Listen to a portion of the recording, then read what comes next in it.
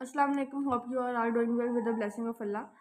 आज हमारा previous video में मैंने आपको first fundamental theorem of ring homomorphism करवाया था और यहाँ इसमें अब हम करेंगे second fundamental theorem of ring homomorphism. आप रिंग होमोमॉर्फिज्म कह सकते हैं, एपीमॉर्फिज्म कह सकते हैं, आइसोमॉर्फिज्म कह सकते हैं। तो ये सारे तीनों एक ही जो है तीनों कैटेगरीज में फॉल करते हैं। अब हमारे पास है सेकंड फंडामेंटल थ्योरम। मैंने आपको बताया था कि ये दो तरह से आ सकता है थ्योरम, एक state and proof second fundamental theorem of ring homomorphism, या वो डेफिनेशन दे के यानी स्टेटमेंट दे के भी पूछ सकता है कि आप इस चीज़ को प्रूव करें। और हमें पता है कि स्टेटमेंट को तो आपको याद करना ही पड़ेगा। अब किसी भी चीज़ को हमने ये यहाँ पे प्रूव करना है कि let A and B be two ideals of a ring R, then A plus B over A is isomorphic to B over A intersection B. ये चीज़ हमने प्रूव करनी है। अब इसकी यहाँ पे स्टेटमेंट ये भी आ सकती है कि H K over H is isomorphic to K over H intersection K. ठीक है, क्योंकि आइडियल में एडिशन एंड सब्ट्रैक्शन जो मल्टीप्लिकेशन है इसकी जो प्रॉपर्टीज है वो होल्ड हो रही होती हैं। अब आइडियल क्या होता है, ये जो क्वेश्चन ट्रिंग वाली डेफिनेशन, क्वेश्चन ट्रिंग वाली जो वीडियो है प्रीवियस, उसके अंदर मैंने आइडियल को अच्छी तरह से एक्सप्लेन किया हुआ है, तो वो आप दोबारा देख लीजिएगा।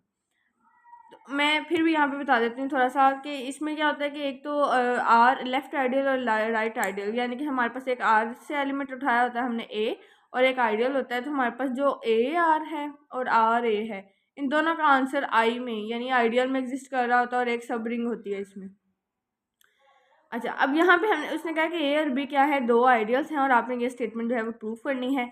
अब आइसोमॉर्फी के लिए मैंने आपको प्रीवियस लेक्चर में भी बताया था कि आइसोमॉर्फी के लिए हमें तीन चीज़ें प्रूफ करनी होती हैं। नंबर वन कि वो बाइजेक्टिव हो, नंबर टू वो होमोमॉर्फिज्म हो। बाइजेक्टिव में इटसेल्फ दो चीज़ें आती हैं, वन वन हो ऑन टू हो, इसलिए मैंने तीन का कि एक वन वन प्रूफ करना है, एक इस रिलेशन को ऑन टू प्रूफ करना है, और एक हमने प्रूफ करना है कि ये जो रिलेशन है ये एक होमोमॉर्फिज्म भी है। ठीक है, तो प्रूफ करते हैं स्टार्ट हम। Let R be a ring and A and B are the two ideals of R, ये जो गिवन है सही है। अगर ए एंड बी जो है वो आइडियल्स ऑफ आर हैं, तो उसने कहा है कि आप ये वाली स्टेटमेंट प्रूफ करें। तो हम इसमें से ए प्लस बी ले लेते हैं ताकि हम आहिस्ता आहिस्ता अपनी इक्वेशन की तरफ परस्यू करें। तो ए प्लस बी में किस टाइप के एलिमेंट्स होंगे, जाहिर सी बात है स्मॉल ए प्लस बी टाइप के एलिमेंट होंगे, और जो ए होगा वो कैपिटल ए से बिलोंग कर रहा होगा और जो बी होगा वो कैपिटल बी से बिलोंग कर रहा होगा। और अगर मैं लेफ्ट हैंड साइड वाली पूरी टर्म को लूँ जो कि लिखी हुई है ए प्लस बी ओवर ए, तो उसमें आएगा ए प्लस बी। अब यहाँ पे डिवाइड नहीं आएगा, ये बेसिकली क्वेश्चन रिंग की बात हो रही है।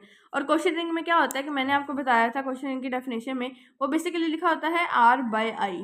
ठीक है, और उसके एलिमेंट्स होते हैं ए प्लस आई की फॉर्म में, इसमें डिवाइड नहीं होता। सेम वैसे ये क्वेश्चन रिंग वाला है, ए प्लस बी ओवर आई है। ठीक है, अब यहाँ पे एलिमेंट्स इसमें किस टाइप के होंगे, ए प्लस बी ओवर ए टाइप के। सही है, और यहाँ पे जो ए है वो कैपिटल ए से बिलोंग कर रहा होगा, ये तो है इट सेल्फ ए, और जो बी है वो कैपिटल बी से बिलोंग कर रहा होगा। तो ये बेसिकली क्वेश्चन रिंग की डेफिनेशन के अकॉर्डिंग इसका सेट बना है। अब यहाँ पे देखें ये क्या है, अब देखिए ये भी ए है, ये भी ए है। अब कैपिटल जब सेट आ गया हमारे पास, तो स्मॉल एलिमेंट को तो लिखने की ज़रूरत ही नहीं, क्योंकि वो तो ऑलरेडी इसके अंदर एग्जिस्ट कर रहा है। सही है, तो हमने लिख दिया कि ये बी प्लस ए लिखा हुआ है, और जहाँ पे जो ए बी है वो कैपिटल बी को बिलोंग कर रही है, और जो स्मॉल ए है वो कैपिटल ए को बिलोंग कर रहा है, और ए तो है इट सेल्फ। अब ये चीज़ तो हमने प्रिपेयर करके रख ली। अब यहाँ पे बी है तो ये तो एज इट सेट ही आना ही है। ए इंटरसेक्शन बी की बात की है, वो हम ले लेते हैं ए इंटरसेक्शन बी। अब देखिए अगर लेट कर लिया हमने कि ए इंटरसेक्शन बी क्या है, हमारे पास एक हमने उसका नाम दे दिया कि ये सी एल सेट है, सी इसको नाम दे दिया। अगर A B over A intersection B लिखा हुआ है तो मैं इसको बी ओवर सी भी तो लिख सकती हूँ ना, क्योंकि मैंने इसको नाम दे दिया, इसका नेम रीनेम कर दिया इसको। अब बी ओवर सी में के अकॉर्डिंग इसके अंदर किस टाइप के एलिमेंट्स होंगे, बी प्लस सी के टाइप के, और यहाँ पे जो सी तो इटसेल्फ आ गया और बी क्या है, कैपिटल बी से बिलोंग कर रहा है। अब हमने मैपिंग, हमने क्या किया कि जो हमारे पास स्टेटमेंट थी ए प्लस बी, उसको अलग लिख दिया, ए प्लस बी ओवर ए उसका सेट बना के रख लिया।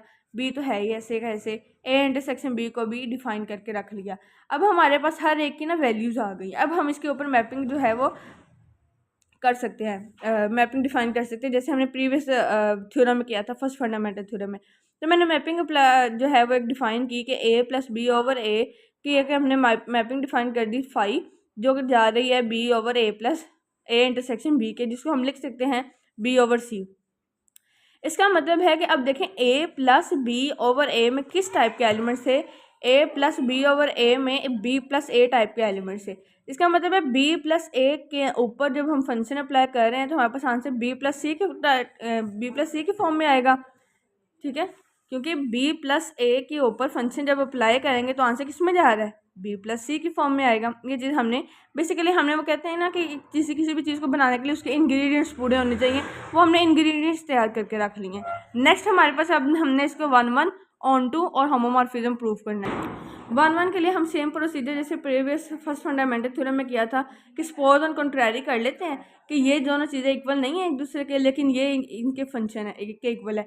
1 की डेफिनेशन होती है कि आपके पास जो फाई ऑफ ए और फाई ऑफ बी है ये भी इक्वल होते हैं और जो इनके इंटरनल टर्म्स होती हैं ना वो भी इक्वल होती हैं। तो हमने कह दिया ये इक्वल नहीं है लेकिन ये इक्वल है, तो इसका मतलब हमने गलत डेफिनेशन की है ना, ये तो हमें पता है लेकिन ये चीज़ हमने प्रूव करनी है।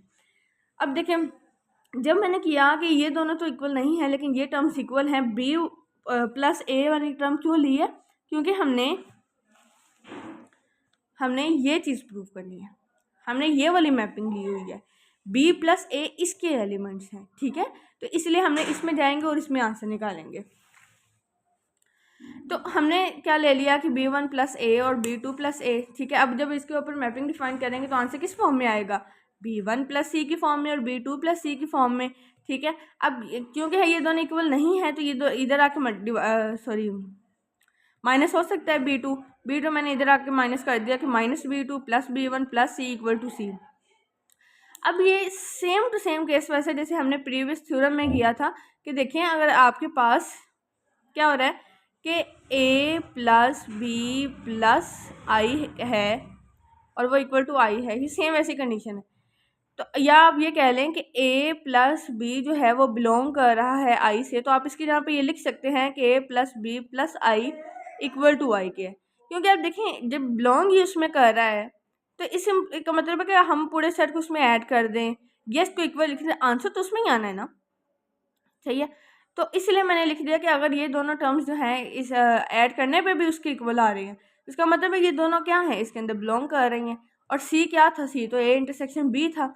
अब ए इंटरसेक्शन में कौन सी टर्म्स आती हैं जो दोनों में कॉमन होती है, इसका मतलब है कि b2 minus b2 plus b1 ए में भी बिलोंग कर रहा है and minus b2 plus b1 B में भी बिलोंग कर रहा है, मैंने लिख लिया।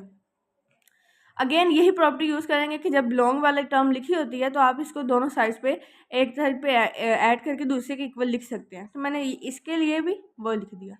अब यहाँ से क्या किया मैंने, ये b2 उधर जाके प्लस कर दिया। हम लेके क्या चले थे, हम लेके चले थे कि ये दोनों इक्वल नहीं है लेकिन इनके फंक्शंस इक्वल हैं। आंसर किसके इक्वल आ गया, आंसर तो हमारी बात को ही गलत प्रूफ कर रहा है, which is contradiction, hence this term is 1 onto के लिए मैं प्रीवियस भी बता चुकी हूँ, ऑन टू प्रूफ करना बहुत इजी होता है। किसी भी क्वेश्चन का आंसर सिर्फ तभी आता है, आंसर होता ही तब है जब क्वेश्चन एग्जिस्ट करता हो। तो अगर हमें बी प्लस सी टाइप का कोई एलिमेंट मिल रहा है आंसर में, इसका मतलब है हमारे पास मैपिंग में बी प्लस ए का टाइप का एलिमेंट एग्जिस्ट करता है, जिसकी वजह से बी प्लस सी टाइप का एलिमेंट है। तो for each B plus C belongs to B over C there exist some B plus A in the mapping such that के वो हमें आंसर मिल रहा है, hence phi is bijective. Bijective proof कर दिया, अब हमने प्रूफ करना है इसको होमोमॉर्फिज्म। तो होमोमॉर्फिज्म की दो कंडीशंस होती हैं जो मैंने आपको डेफिनेशन में बता दी हुई हैं। एक होता है एडिशन वाली कि हम सेपरेट एडिशन के ऊपर पूरी टर्म के ऊपर फंक्शन अप्लाई करते हैं और आंसर हमारे पास सेपरेटली आ जाता है फंक्शंस की टर्म में। तो सेम वैसे हमने यहाँ पे क्या किया, b1 प्लस ए और b2 प्लस ए और कलेक्टिवली उसके ऊपर फंक्शन अप्लाई किया। फंक्शन अप्लाई करने के बाद जब हमें पता है दो जो टर्म्स होती हैं उनको ऐड किस तरह से करते हैं रिंग होमोमॉर्फिज्म में, b1 प्लस b2 प्लस ए, सही है। अब जब phi of b1 plus b2 plus A है तो हम इसके ऊपर जब फंक्शन अप्लाई करेंगे तो आंसर किस फॉर्म में आएगा, b1 प्लस b2 प्लस सी की फॉर्म में, ठीक है। तो हम इसको सेपरेटली लिख सकते हैं b1 प्लस सी प्लस b2 प्लस सी। तो b1 प्लस सी बेसिकली किसका आंसर होगा, b1 प्लस ए के ऊपर मैपिंग का, और b2 प्लस सी किसका आंसर होगा, b2 प्लस ए के ऊपर मैपिंग का। ये हमने सेपरेटली लिख दिया, तो रिंग होमोमॉर्फिज्म की एडिशन वाली कंडीशन फुलफिल हो गई है। अच्छा, अब हमने एडिशन वाली जो है प्रॉपर्टी सेटिस्फाई करवा दी है तो मल्टीप्लिकेशन की। अब ये जो तीनों थ्योरम है ना, इसमें सिर्फ स्टेटमेंट चेंज और मैपिंग आपने वही रखनी है, तीनों का प्रोसीजर बिल्कुल सेम है लेकिन ये बहुत इंपॉर्टेंट है। अच्छा, अब हमने एडिशन वाली जो है वो फुलफिल करवा दिया, मल्टीप्लिकेशन में भी हम कलेक्टिवली फंक्शन अप्लाई करते हैं, आंसर में हम सेपरेटली निकाल लेते हैं, तो हमारे पास जो है वो होमोमॉर्फिज्म की कंडीशन भी फुलफिल हो जाएगी। जब वो भी कंडीशन फुलफिल हो जाएगी और 1-1 की भी हो गई है, बाइजेक्टिव भी बन गया है, तो इसका मतलब है कि ये जो पूरी की पूरी टर्म है ये क्या है, आइसोमॉर्फिक है B/A इंटरसेक्शन B के। तो ये हमारे पास second fundamental theorem of ring homomorphism या एपिमॉर्फिज्म या आइसोमॉर्फिज्म कंप्लीट हो गया। नेक्स्ट वीडियो में हम करेंगे third fundamental theorem of ring homomorphism. I hope so you will like this video. Thank you so much.